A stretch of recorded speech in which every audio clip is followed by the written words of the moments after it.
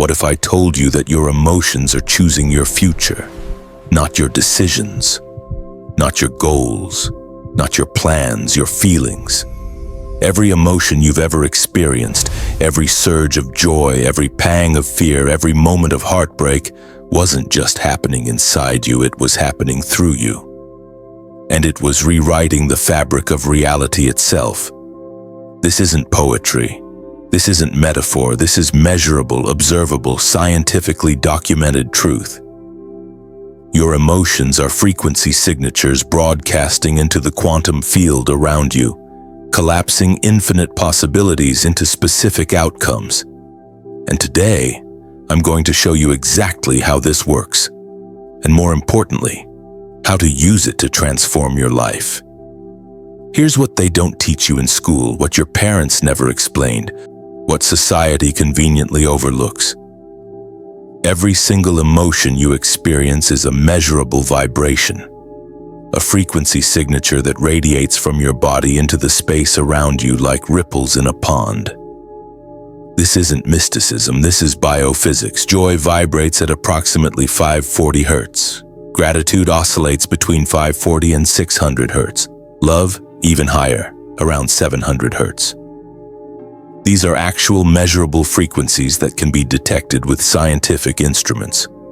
But here's where it gets uncomfortable. Shame vibrates at just 20 Hz. Guilt at 30, fear at 100, anger at 150. Each of these emotions creates a distinct electromagnetic pattern that extends beyond your physical body. The HeartMath Institute, a legitimate research organization that's been studying heart-brain interactions for decades, discovered something remarkable.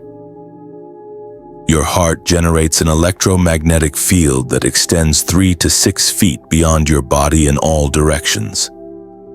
This isn't some new age fantasy, this is documented, peer-reviewed research. They can measure it, they can map it, they can watch it change in real time based on what you're feeling.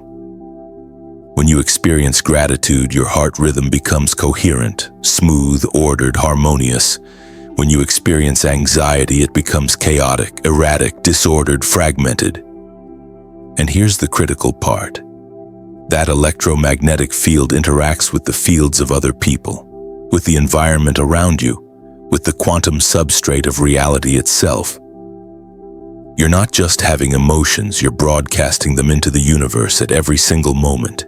You're a walking transmitter, constantly sending out signals. And the universe? The universe is listening, it's responding, it's organizing itself around the frequency you're emitting. Think about that for a moment. Right now, as you're hearing this, your emotional state is generating a specific vibrational signature. That signature is radiating outward, interacting with the quantum field, influencing what possibilities can and cannot manifest in your life. You're not a passive observer of reality. You're an active creator, shaping what happens next through the frequency of your feelings. Now let's go deeper into the quantum mechanics of this process, because this is where the real magic, the real science, reveals itself. In quantum physics, there's a phenomenon that baffled scientists for nearly a century. It's called the observer effect, and it fundamentally changed our understanding of reality. At the subatomic level, particles don't exist in fixed states. They exist in what physicists call superposition. Multiple potential states simultaneously. An electron isn't here or there. It's everywhere and nowhere until someone observes it. The famous double-slit experiment demonstrated this perfectly. When you shoot a single photon at a barrier with 2 slits, it somehow goes through both slits at once, creating an interference pattern as if it were a wave. But the moment you measure which slit it goes through, it suddenly behaves like a particle and goes through only one slit. The act of observation collapses the wave function, collapsing infinite possibilities into one specific reality. For decades, scientists thought it was the act of measurement itself, the physical interaction with instruments that caused this collapse. They were wrong. It's not the measurement, it's not the instruments, it's consciousness, it's awareness, and more specifically, and this is the part that changes everything, it's the emotional charge of that consciousness. Dean Radin, chief scientist at the Institute of Noetic Sciences, conducted experiments showing that human intention, charged with emotion, could influence random number generators in quantum systems. The stronger the emotional coherence, the stronger the effect. Neutral observation had minimal impact, but observation charged with focused emotion, that collapsed quantum possibilities with measurable consistency. Think about what this means. When you're in low-frequency emotions, fear, anxiety, resentment, shame, your consciousness becomes chaotic. Your electromagnetic field becomes disordered. And the quantum probabilities around you collapse into chaotic, unpredictable, often negative outcomes. You're not attracting bad luck. You're generating it through the frequency of your emotional state. But when you're in high-frequency emotions, love, gratitude, peace, joy, your consciousness becomes coherent. Your electromagnetic field becomes organized, harmonious, and reality literally organizes itself around that coherence. Opportunities align, synchronicities appear. The right people show up at the right time.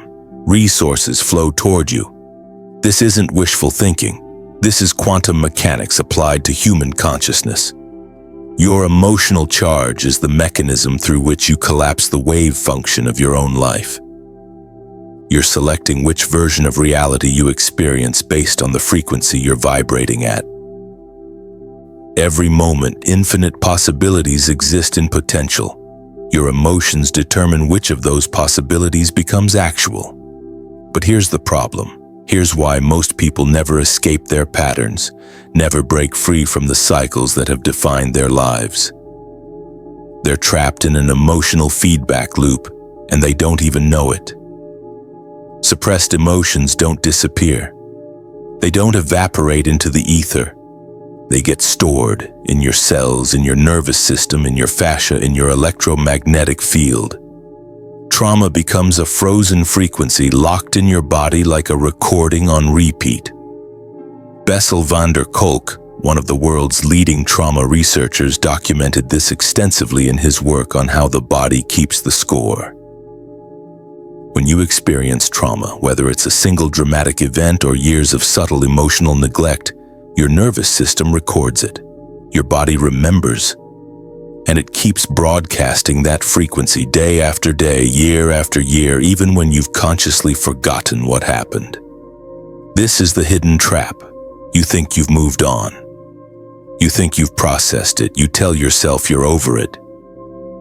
But your body is still transmitting the frequency of that unresolved pain, and the quantum field is still responding to it, collapsing possibilities that match that frequency. You wonder why you keep attracting the same types of relationships, why every job eventually feels the same, why you work so hard but keep hitting the same invisible ceiling, why your life feels like a pattern on repeat just with different scenery. It's not bad luck. It's not karma. It's not the universe punishing you. You're unconsciously broadcasting a frequency, and reality is responding with perfect precision. If you're vibrating at the frequency of abandonment, you'll keep experiencing abandonment, even in relationships where the other person wants to stay. If you're vibrating at the frequency of scarcity, you'll keep experiencing lack, even when opportunities are right in front of you. The trap is that you can't think your way out of this. Your conscious mind might want abundance, love, freedom. But if your emotional body is vibrating at the frequency of poverty, rejection, and limitation, your conscious desires don't matter. The frequency always wins. And here's what makes it even more insidious. These suppressed emotions create addictive patterns. Your nervous system becomes habituated to certain emotional states. Fear becomes familiar. Anxiety becomes comfortable. Your body actually starts producing chemical cocktails, cortisol, adrenaline, stress hormones that reinforce these states. You become physiologically addicted to your own emotional prison. Dr. Joe Dispenza's research shows that people can become so identified with their emotional patterns that they unconsciously sabotage anything that threatens to change them. You might say you want a healthy relationship, but if your identity is built on the frequency of struggle and suffering, your subconscious will torpedo that relationship to maintain the familiar frequency. This is why positive thinking alone doesn't work. You can't affirm your way out of a frequency that's encoded in your cells. You have to go deeper. You have to feel your way through to the other side. So how do you break free? How do you transmute these frozen frequencies and reclaim your power as a conscious creator? The answer is emotional alchemy, the ancient art of transformation applied to modern neuroscience and quantum physics. This isn't about suppressing emotions or bypassing them with spiritual platitudes. This is about metabolizing them, transforming them from density into light, from blockage into flow. There are 3 essential stages, and each one is critical. Skip any of them and you'll stay trapped in the loop. Stage 1, feel it. Not the story about it, not the narrative your mind constructs. The raw, direct sensation in your body. This is the hardest part for most people, because we've been taught our entire lives to avoid discomfort, to distract ourselves, to numb out with work or food or substances or scrolling. But suppressed emotions are like pressure building in a sealed container. They don't go away. They just build force until they explode in ways you can't control. Rage, panic attacks, chronic illness, self-sabotage. So you have to feel it. Where is it in your body? Is it in your chest, your throat, your solar plexus? What does it feel like? Heavy, sharp, burning, cold, tight, hollow? What color would it be if you could see it? What texture? This somatic awareness, this embodied feeling, is the key that unlocks the prison. You're not trying to fix it or figure it out, you're just experiencing it directly without the filter of your thinking mind. Stage 2. Observe it. This is where the transformation really begins. You step back internally and recognize that you are not the emotion. You are the consciousness experiencing the emotion. You are not the storm. You are the sky in which the storm is happening. This shift from identification to observation changes everything. When you're identified with an emotion, it consumes you. You are the fear. You are the anger. But when you observe it, there's suddenly space, distance, freedom. In that witnessing, something miraculous happens. The emotion begins to lose its grip. Not because you're pushing it away, but because you're no longer feeding it with identification. You're no longer believing the story that this feeling is who you are. Neuroscience shows that when you observe an emotion without judgment, the prefrontal cortex activates and the amygdala, the fear center, begins to calm. You're literally rewiring your brain in real time by shifting from reaction to observation. Stage 3. Release it. And this is critical. You don't release it by force. You don't white-knuckle it or will it away. You release it by permission. You give the frequency permission to move through you and out of you. Energy in motion is emotion. When you allow it to move, it completes its cycle and dissolves. The blocked frequency transforms into flowing energy, and your electromagnetic field shifts from chaotic to coherent. This is true alchemy. You're transmuting emotional lead into conscious gold. You're taking the heaviest, densest frequencies and converting them into light, into presence, into power. And when you do this repeatedly, when you make it a practice rather than a one-time event, you begin to dismantle the patterns that have been running your life. You stop broadcasting the frequency of your trauma and start broadcasting the frequency of your truth. But emotional alchemy isn't the only tool you have. There are specific practices backed by both ancient wisdom and modern science that can directly reset your frequency and restore coherence to your field. These are not optional luxuries. In a world that profits from keeping you dysregulated, these practices are revolutionary acts. First, breath. Your breath is the most powerful frequency dial you possess, and most people never learn to use it consciously. Slow, deep, rhythmic breathing activates your parasympathetic nervous system, the rest and digest state that counteracts the chronic stress response most people live in. When you're stressed, your breath becomes shallow and rapid, sometimes as many as 18 to 20 breaths per minute. This signals to your brain that you're in danger, which triggers cortisol and adrenaline release, which creates more anxiety, which makes you breathe faster. It's a vicious cycle. But when you consciously slow your breath, inhaling for 4 counts, holding for 4, exhaling for 6, you send a signal to your nervous system that you're safe. Your heart rate variability increases, which is a marker of resilience and coherence. Your brainwave patterns shift from beta, the anxious, busy mind state, to alpha and theta, the states associated with creativity, insight, and deep presence. Just 5 minutes of conscious breathing can shift your entire frequency. It's not meditation. It's not visualization. It's direct intervention in your autonomic nervous system, and it works every single time. Second, sound. Everything in the universe is vibration, which means everything responds to frequency. Sound doesn't just soothe you emotionally, it reorganizes you cellularly. Specific frequencies can break up blockages, restore coherence, and reprogram your nervous system. There's a reason every ancient tradition used sound for healing: chanting, drumming, singing bowls, tuning forks. They understood something modern science is only now beginning to validate, that different frequencies have different effects on consciousness and biology. 528 Hz, often called the miracle frequency, has been shown to repair DNA and promote transformation.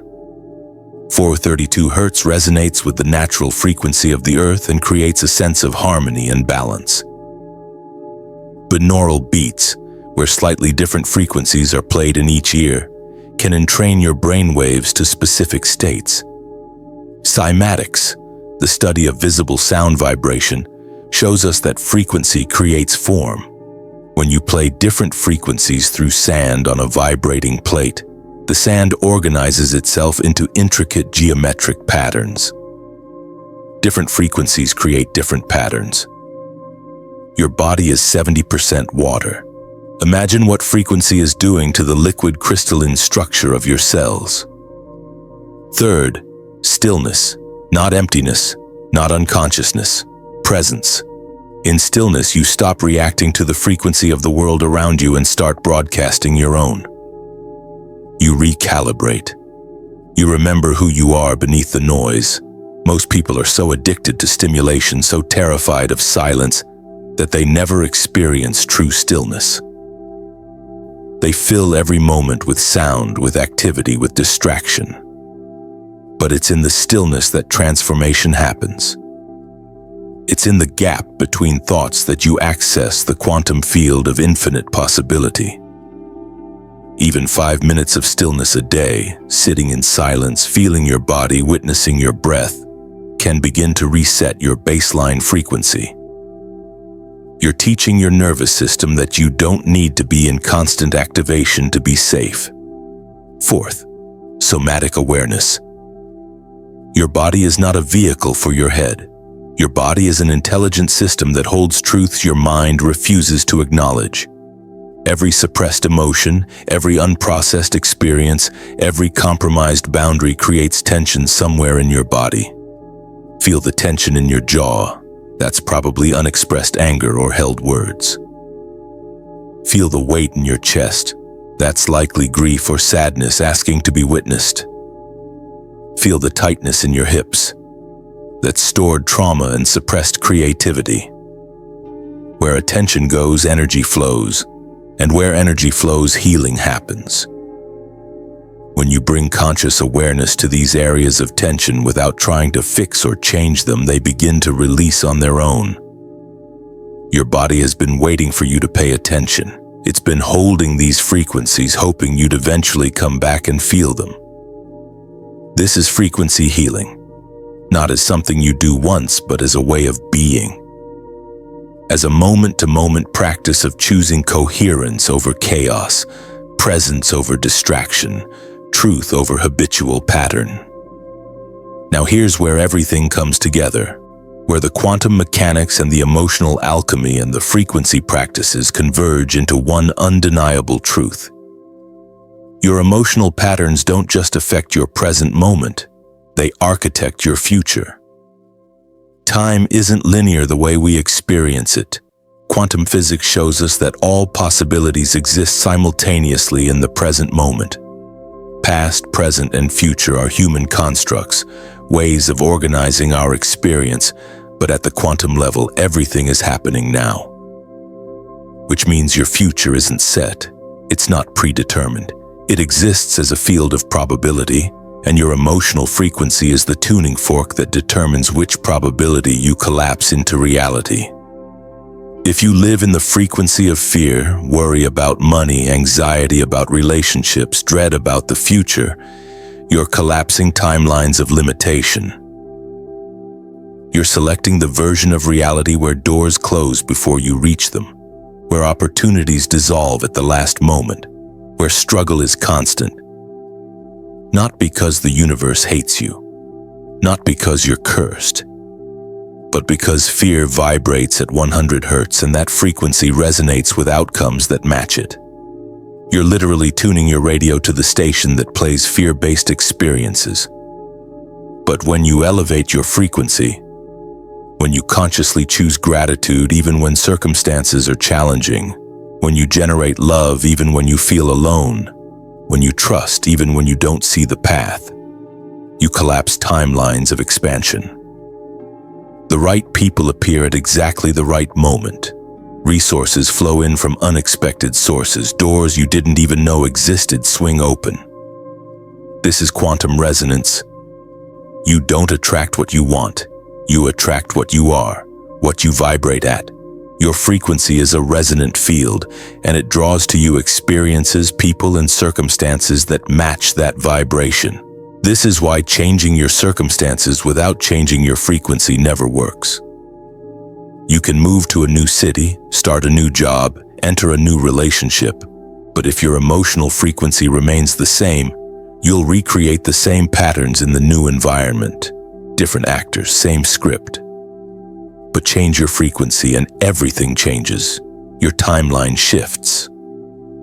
Possibilities that were invisible suddenly become available. The universe reorganizes itself around your new vibration. This isn't magical thinking.